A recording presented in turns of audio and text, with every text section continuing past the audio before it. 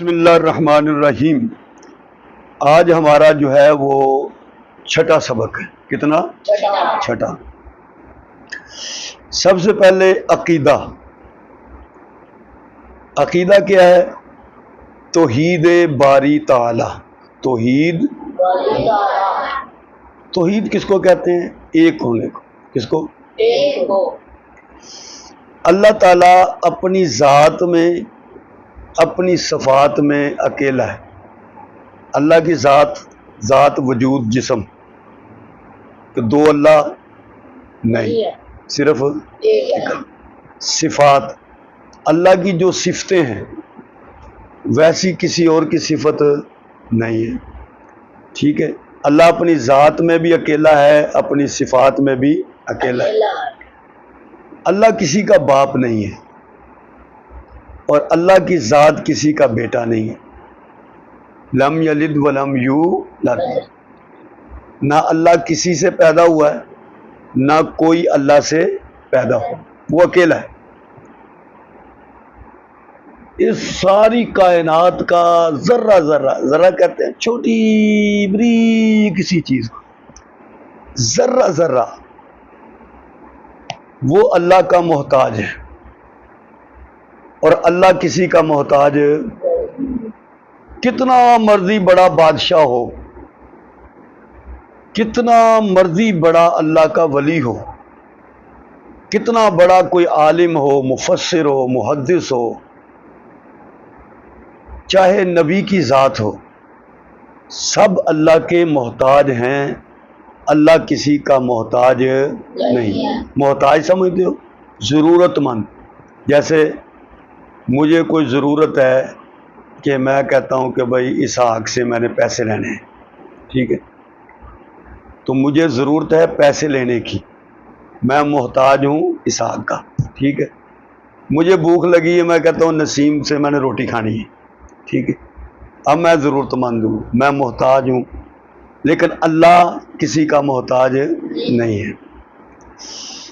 سارا جتنے بھی جہان ہیں ان سب کا خالق کہتے ہیں بنانے والے کو۔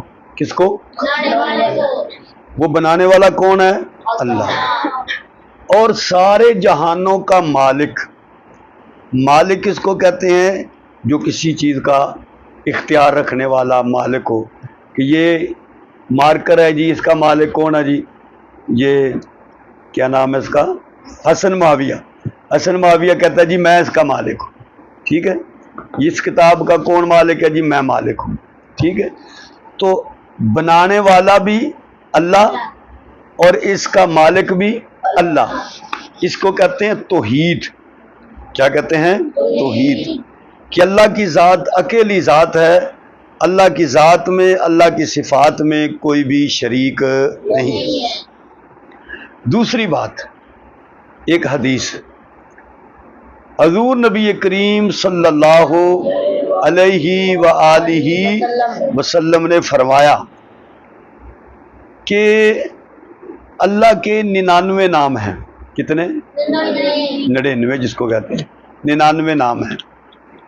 جو آدمی ان کو یاد کر لے گا وہ جنت میں داخل ہو جائے گا۔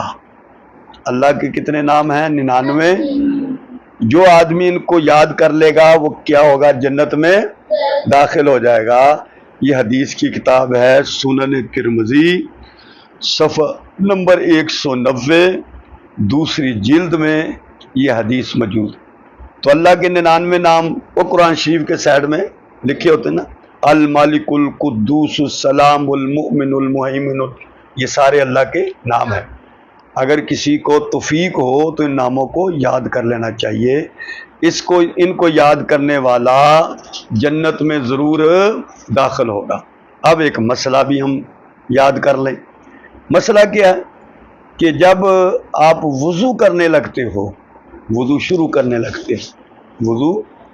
شروع کرنے لگتے ہو تو آپ نے کیا پڑھنا ہے؟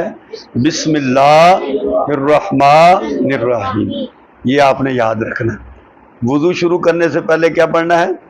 آپ ہاتھ دھونے لگتے ہیں تو پہلے کیا پڑھنا ہے؟ بسم اللہ الرحمن الرحیم۔ تو ہم نے آج 3 چیزیں سیکھی. ایک عقیدہ سیکھا کہ اللہ اکیلا ہے ذات میں بھی اور صفات میں بھی.